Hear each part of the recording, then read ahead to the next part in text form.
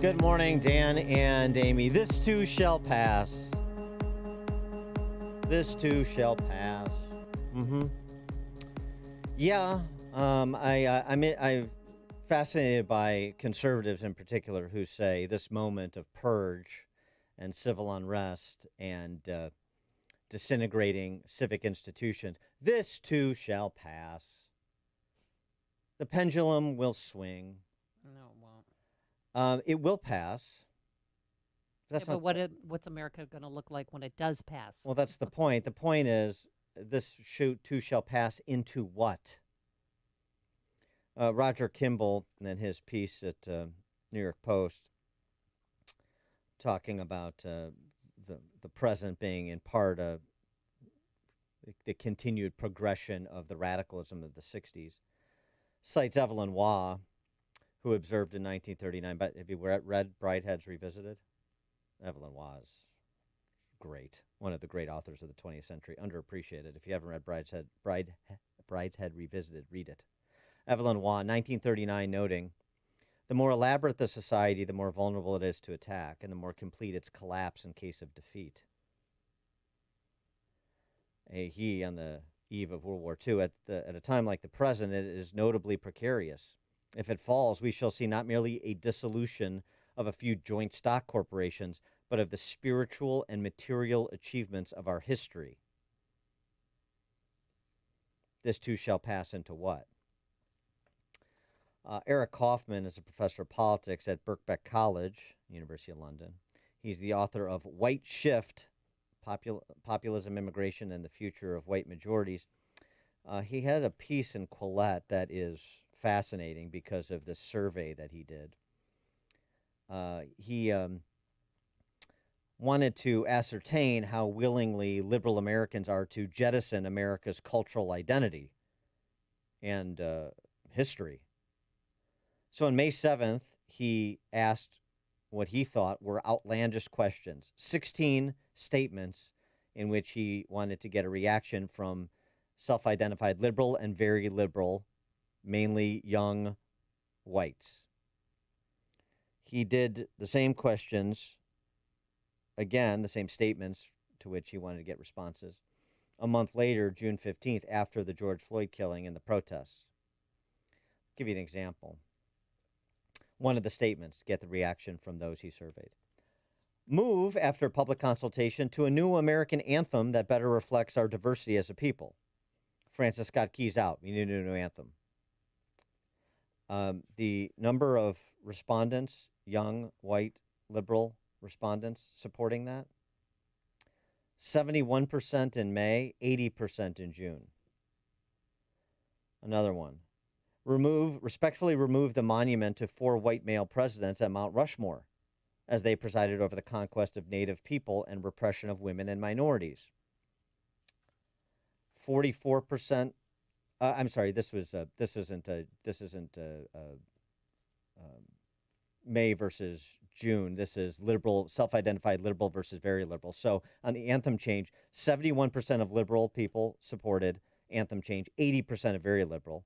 And in Mount Rushmore, destroying Mount Rushmore, 44% of liberal support and 58% of very liberal support.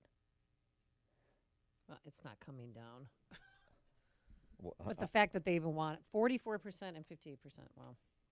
Move, after public consultation, to a new American Constitution that better reflects our diversity as a people. Survey said? Yeah, new Constitution. Yeah. Where did I see that? Constitution change. 70% of liberals support that. 79% of very liberals support that. Rewrite the founding of our country. We're doing it historically through the 1619 Project. Why not do it formally by scrapping the Constitution and starting over? That's what the left would support. And even those who describe themselves as just liberal, which is radical left. I mean, liberal and very liberal. I don't know substantively what the distinction is, but we'll ask Eric Kaufman for that. Eric Kaufman joins us now. Eric, thanks for being with us. Appreciate it. Great to be here, Dan. Fascinating survey exercise that you did. Thanks. Give us some more color on this. You intended to be, as I said, and as you wrote in Quillette, outlandish, but it turns out you weren't outlandish enough because these were pedestrian ideas to many of those you surveyed. Yeah, I was initially devising this as a way of just thinking, okay, how many people would agree to these statements, which I did think would elicit very little support. However, what I did in the survey was I was talking about this in the context of helping to address structural racism and sexism, and therefore, given this new religion, which is about upholding these sacred values of anti-racism and anti-sexism, I thought that if I actually referenced those and talked about diversity in these questions, that would open the door to somewhat higher responses. And in fact, that, as you can tell, is exactly what happened, that you had sort of 70-80% support for, an anthem change, for constitution change, majority support amongst the very liberal group, which is sort of 40% of liberals fall into that very liberal category. So it's not an insignificant group who say remove Mount Rushmore. And so, this was quite a revelation. And then I sort of decided to run it, after all of the events after George Floyd killing. And what you saw was a shift of sort of almost an entire scale point out of 5 in the direction of these culturally revolutionary changes. So, I think it's really quite astounding, and it shows just how willing, I suppose, this liberal, particularly this young white liberal segment of America, is willing to more or less erase what's there and start with a fresh sheet of paper. Well, how far are they going to go? I mean, they're destroying our country's traditions, or at least trying to. I mean, if you go to BLM protests, which I've attended, there's a number of people with F America signs, and then a number of people who think the American flag is now racist. How soon till they come for that?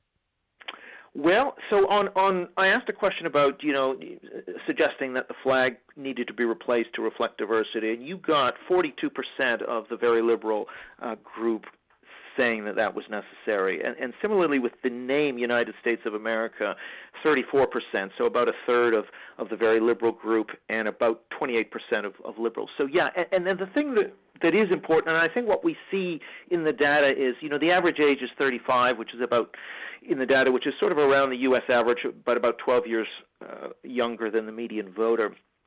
But what you find is that the younger people in the sample are considerably more likely to advocate all of these changes than older people in the sample, number one. And number two, the pre-Floyd sample is less likely than the post-Floyd sample to advocate these changes. So if you put together the age findings and the effect of the BLM protest, then that's pushing things into the frame which wouldn't have been thinkable in the past. Just as, when President Trump mentioned that, well, are they going to be going for Washington and Jefferson next after the Confederate statues, and that was kind of poo-pooed, and then all of a sudden that's the discussion now. So I think the goalpost can shift here, and I think I think really it's not enough to say, oh, this will never happen. Actually, if you look at the structure of opinion here, it very much could happen as long as the appeal is framed in terms of equality and diversity. Well, and and atonement, right? Atonement for sins. Karen Attiah, who is the global opinions editor of the Washington Post, tweeting the other day, the lies and tears of white women hath wrought the 1921 Tulsa Massacre, the murder of Emmett Till, exclusion of black women from feminist movements, 53% of white women voting for Trump. That's what she's really getting to. White women are lucky that we're just calling them Karens and not calling for revenge. I mean, white women. Right. White people are lucky. We are just calling and saying and doing a whole lot of things that are really sit the hell down fine compared to what we could be calling and doing. I'm just saying, be happy we are calling for equality and not actual revenge. And the response from those young white leftists that you surveyed will be, I'm sorry, what do you want me to do? Right, because the way to understand this really is as a sort of secular religion where the sacred values are number one, race, and then gender and sexuality is sort of a little bit further down. As long as you reference those sacred values, it's like referencing the devil or the Lord. It essentially shuts down the argument, and anything done in that, the only proper response is to bow your head and say amen, right? So this is kind of a secular religion, and these are the sacred values. And so really the world comes to be seen in one dimension, and that is, is this statue, racist or not racist? That's it. We don't care about any of the other achievements. And also people looking at that statue, their motives can only be if they're white, racist triumphalism, and if they are non-white, feeling the impact of racism. Right. So it's all that very simple one-dimensional, whereas the actual complexity of the story is that, in fact, people who see those monuments interpret them in vastly different ways, and the individuals are many dimensions to their achievements. But of course, everything gets boiled down to just this one sacred value, and that trumps everything else. So but they're tearing down statues of abolitionists. I mean, they're so uninformed and uneducated and so angry.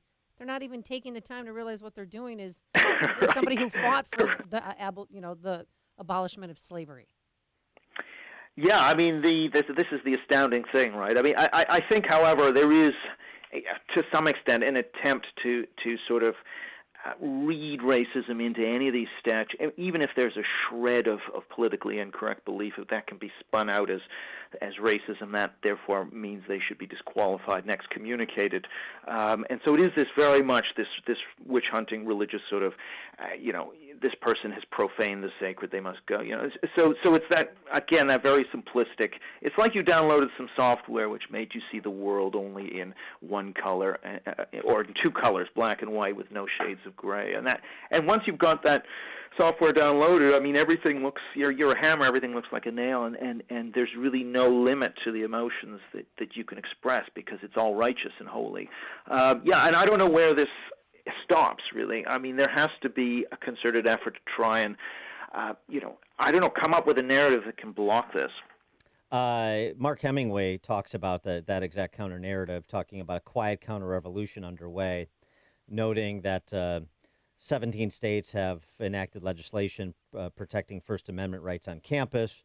Currently, you have the National Association of Scholars working with 4 states, Missouri, Iowa, Kansas, and Arizona, to pass laws to increase intellectual diversity at public universities. South Dakota has actually already done so. I mean, now I'm all for looking for green shoots here, but that seems to be that seems to be a counter-revolution that has a long way from having a material impact on the trajectory of things.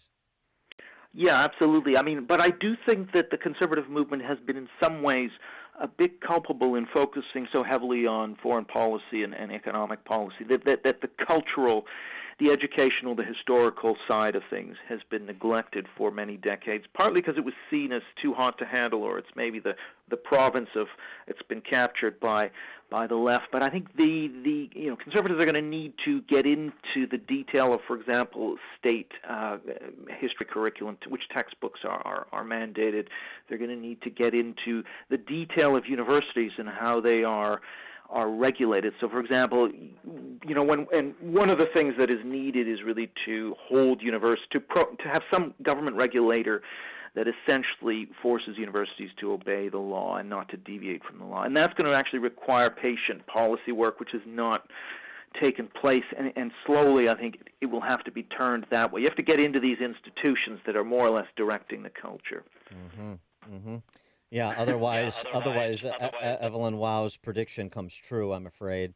Eric Kaufman, professor of politics at Birkbeck College, the University of London, and author of White Shift, Populism, Immigration, and the Future of White Majorities. Professor Kaufman, thanks for joining us. Appreciate it. Thanks so much. Thanks. And he joined us on our turnkey.pro answer line. Hear about the big stories of the day, then talk about them right here on Chicago's Morning Answer on AM 560.